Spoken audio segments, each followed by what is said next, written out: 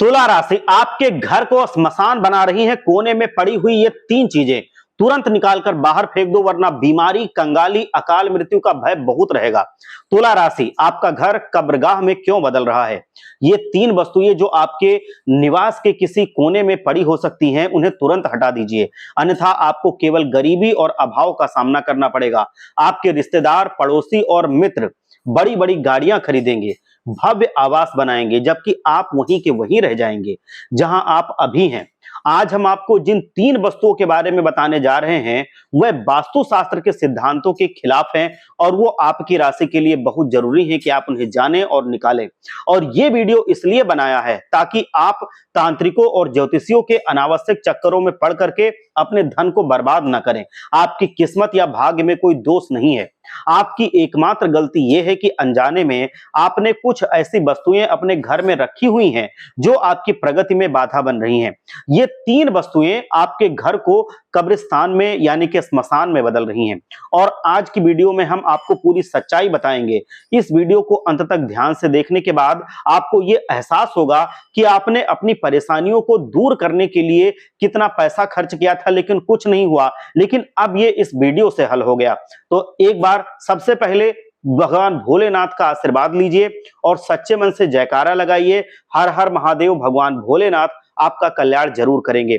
यदि आपको ये वीडियो पहले मिल गया होता तो आपका कितना पैसा बच जाता, लेकिन अभी देर नहीं हुई है। हो सकता है कि आने वाले समय में आप और भी अधिक सफलता प्राप्त करने से चूक जाएं।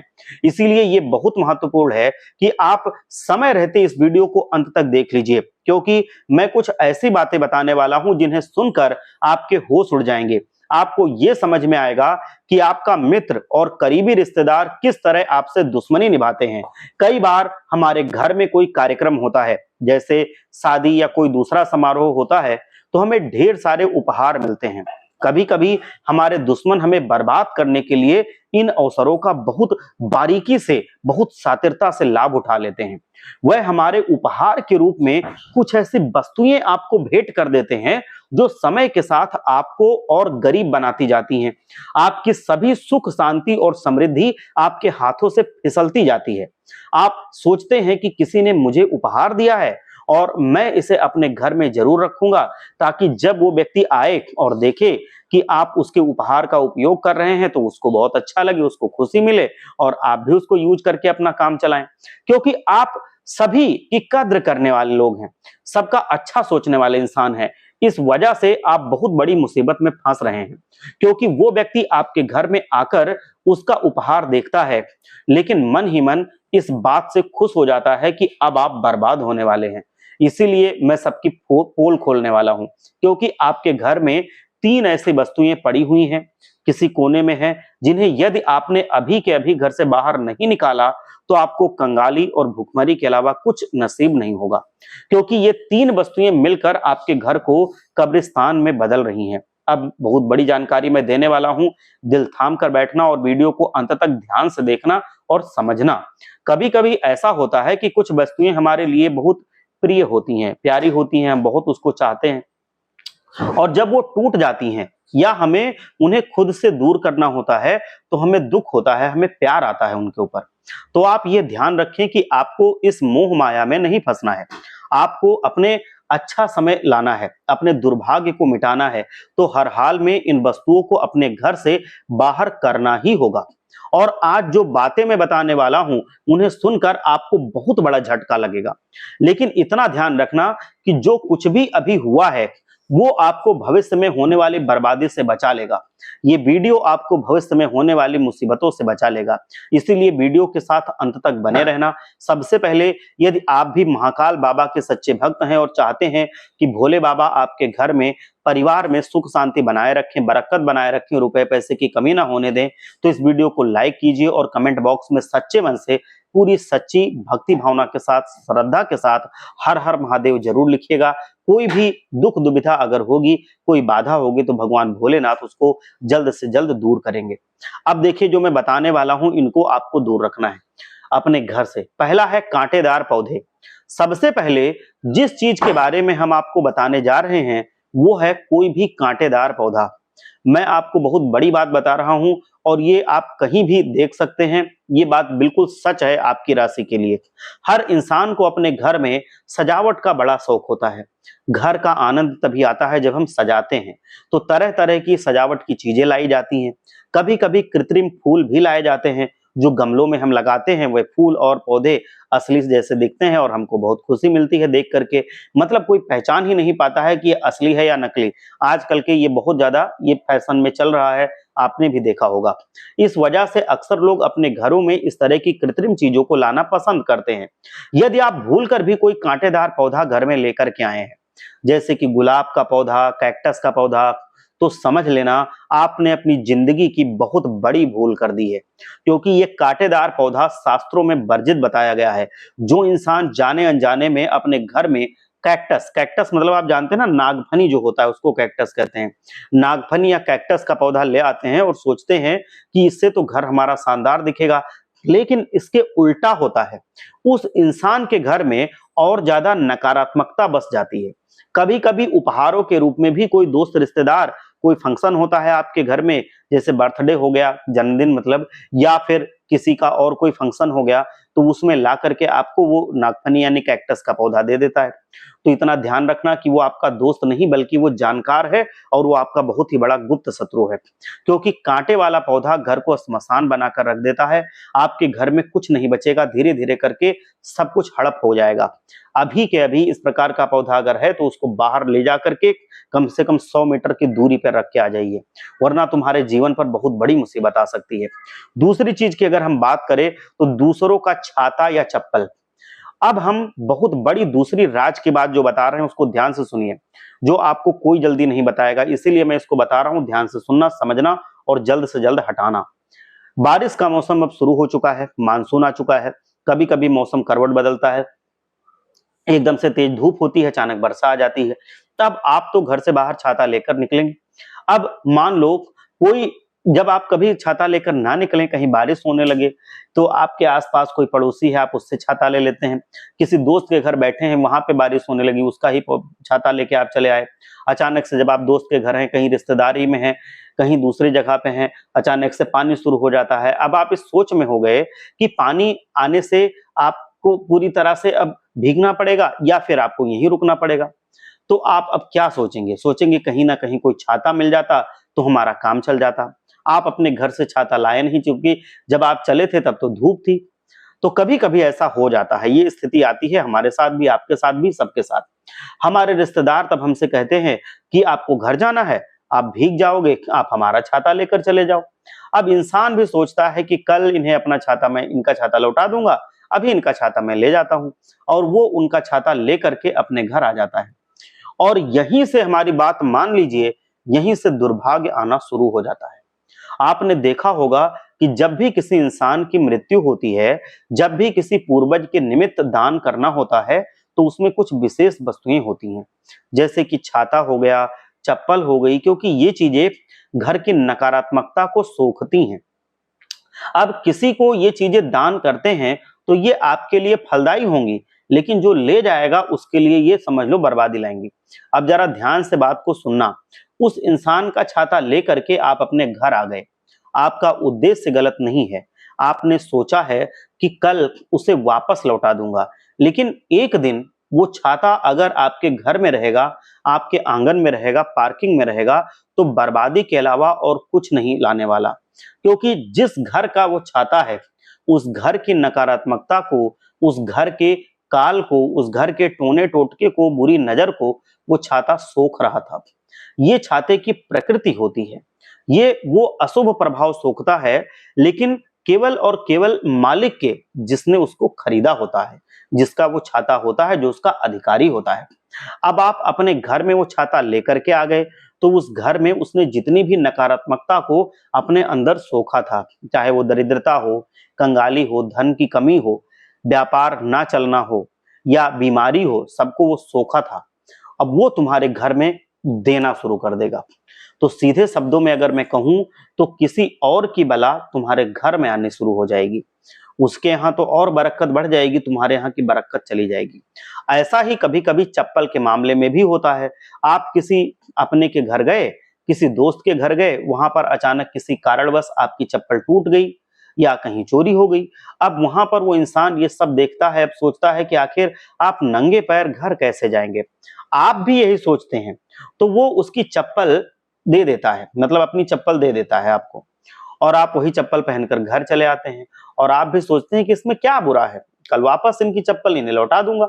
लेकिन बुराई यहीं पर है, तुम्हें यहीं पर सचेत रहना है और यहीं पर सावधान रहना है कि भला मैं उस इंसान की चप्पल क्यों लूं जो उसकी दरिद्रता सोख रही थी, जो उसकी नकारात्मकता सोख रही थी, या मैं उसका छाता क्यों लूं जो उसका नकारात्मकता सोख रहा था, गरीबी कंगाली सोख रहा था।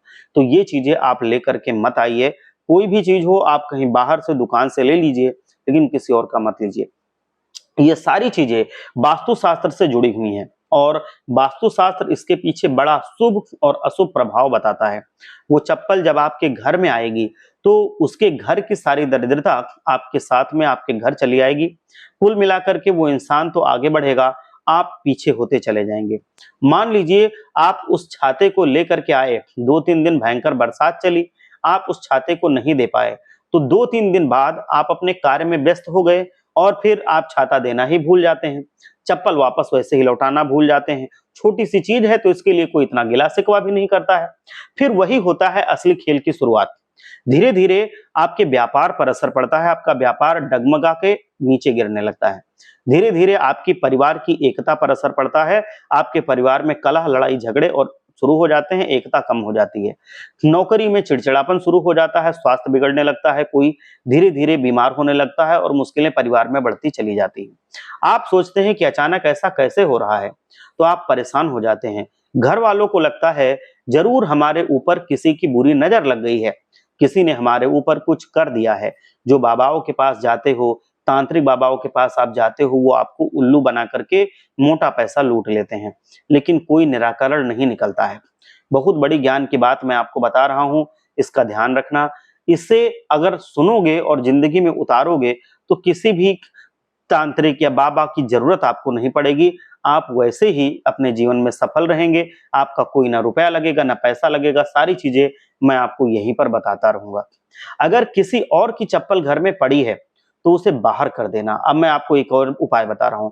अगर मान लो बहुत जरूरी था आप किसी का छाता लेकर के आए, बहुत जरूरी था आप किसी की चप्पल लेकर के आए, उसके बिना काम नहीं चलना था। इस वीडियो को देखने के बाद भी अगर आपको कहीं ऐसी स्थिति में फंसना पड़े कि आपको चप्पल लाना या छाता लाना जरूरी हो, तो आप क्या करें कि जब चप्पल और छाता मान लो ले ही आए, तो आप उसको घर के अंदर कभी मत लाएं। उसको आप बाहर ही टांग दें, बाहर ही कहीं रख दें। भले ही वो कहीं कोई उठा ले जाए, कुछ हो जाए, आप चिंता मत कीजिए। आप नया खरीद के उसको दे देना, लेकिन आप उसको अपने घर के अंदर मत लाएं। और जैसे ही आपको मौका मिले आप तुरंत उसको वापस करके आएं, उस व्यक्ति को दे करके आएं। आप अपने घर के अंदर प्रवेश ना करें, तो इतना ज्यादा आप पे ये असर नहीं कर पाता है। अब जो अगली चीज है, ये बहुत जरूरी चीज है और ये सबके घर में होता है, ये हमें पता है। बहुत सारे लोग कहते हैं कि गुरुजी हमारे घर से दरिद्रता जा ही नहीं रही, कंगाली जा ही नहीं रही है, मैं क्या करूं, क्या गलती हो रही है? तो ये एक गलती होती है, ये आप देखिए ध्यान से। आपको नहीं लगेगा कि गलती है, लेकिन ये बहुत बड़ी गलती है।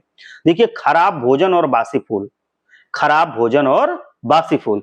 वीडियो जब आप गंभीरता से देखोगे तो आपको सब कुछ समझ में भी आएगा और हम गारंटी के साथ कहते हैं कि आपके घर में पड़ी हुई ये चीजें अगर तुम्हारे घर में हैं तो तुम्हें आगे नहीं बढ़ने देंगी। इसीलिए गंभीरता से देखो, पूरा देखो, समझो इस चीज को, इसमें आपका कुछ नहीं जा रहा है। कभी भी पैसा नहीं बना पाओगे अगर ये चीजें घर में रहेंगी। बार बार पैसा हाथ से फिसल जाएगा, ऐसे ऐसे खर्चे आ जाएंगे कि पैसा चला गया कहां पे पता ही नहीं चलेगा। जितना आप कमा के लाओगे उससे 2 गुने का खर्चा पहले से बना रहेगा। ये बात बिल्कुल निश्चित है और ऐसा होता है। ये बहुत सारे लोग हमसे पूछते हैं, उनको हम बताते हैं। क्या तुम्हारी जिंदगी में भी ऐसा हो रहा है? आप मुझे बताना, कमेंट में बता सकते हो कि ऐसा हो रहा है कि नहीं हो रहा है, कि तुम पैसा लाते हो, कमाते हो, ऐसी बात नहीं है कि कमा नहीं रहे हो, लेकिन ज्यादा बचा नहीं पा रहे हो, क्योंकि जितना आप कमा के लाते हो उससे ज्यादा का खर्चा पहले से ही बना रहता, तो पैसा बचेगा तो कहां से बचेगा। अब चूंकि ज्यादा का खर्चा है, आपकी कमाई उससे कम है, तो ये खर्चा पूरा कर भी नहीं पाएगा और कर्जा चढ़ जाएगा ऊपर। तो ये बहुत सारे लोगों के साथ आजकल हो रहा है।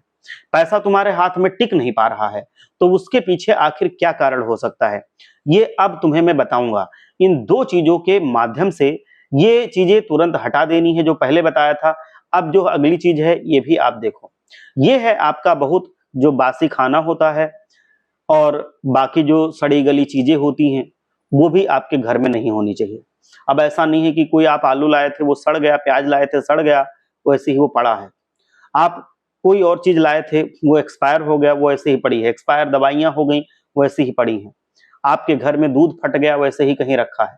आपके घर में बर्तन ऐसे ही हैं, वो पड़े हुए हैं, उनको सफाई नहीं हो रही है। आपके घर में कुछ खाना बच गया, वो 2-3 दिन रखा हुआ है, नहीं, इससे बहुत दरिद्रता आ जाएगी। आप जान नहीं पाएंगे, समझ नहीं पाएंगे कि इतना दरिद्र मैं कैसे हो रहा हूँ, इतना गरीब कैसे हो रहा हूँ। हिंदू धर्म में अन्न को बहुत सम्मान की दृष्टि से देखा जाता है। ये बात मैं बता रहा हूं, याद रख लेना।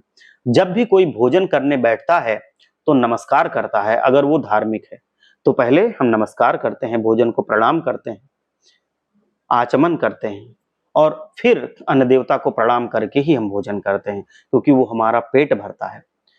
थाली में अन्न ना छूटे, हम ये प्रयास करते हैं।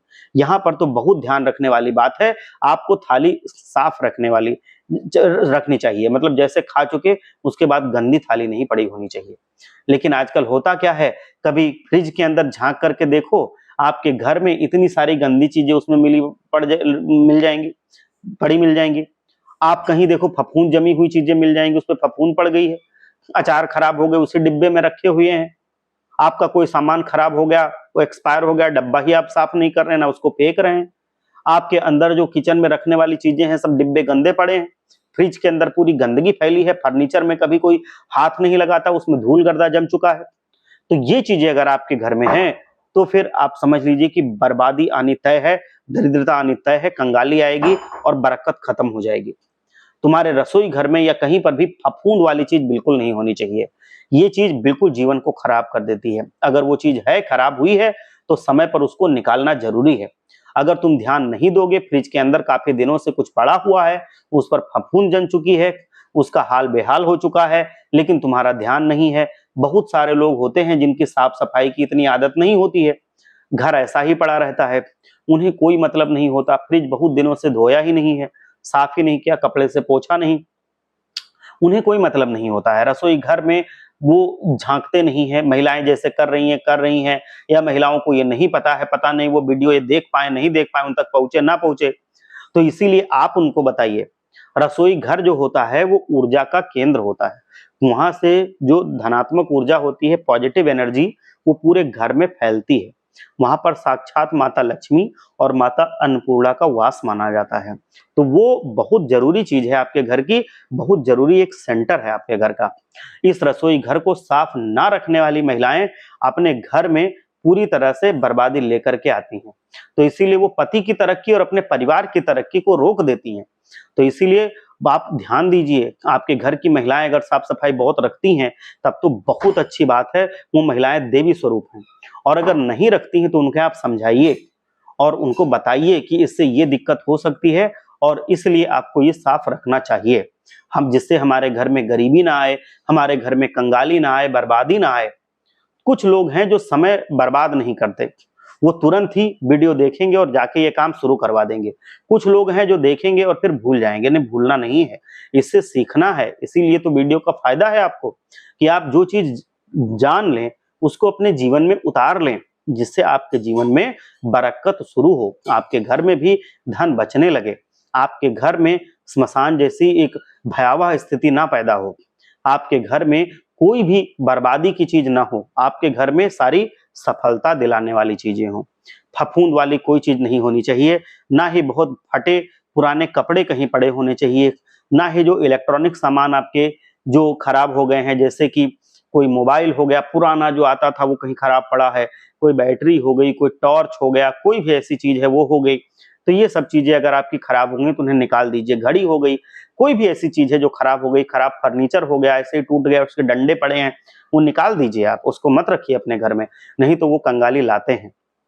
ये चीज आप लेकर के तुरंत बाहर कीजिए और अपने घर में जब साफ सफाई हो जाए तो आप गंगा जल का छिड़काव कीजिए। गंगा जल के छिड़काव के बाद आप 3 चीजें ले लीजिए घर को शुद्धकरण करने के लिए। उसका आप ले लीजिए लौंग, आप ले लीजिए कपूर और आप ले लीजिए जो हरी इलायची होती है, जो छोटी वाली इलायची होती है, इन तीनों को आप जला लीजिए।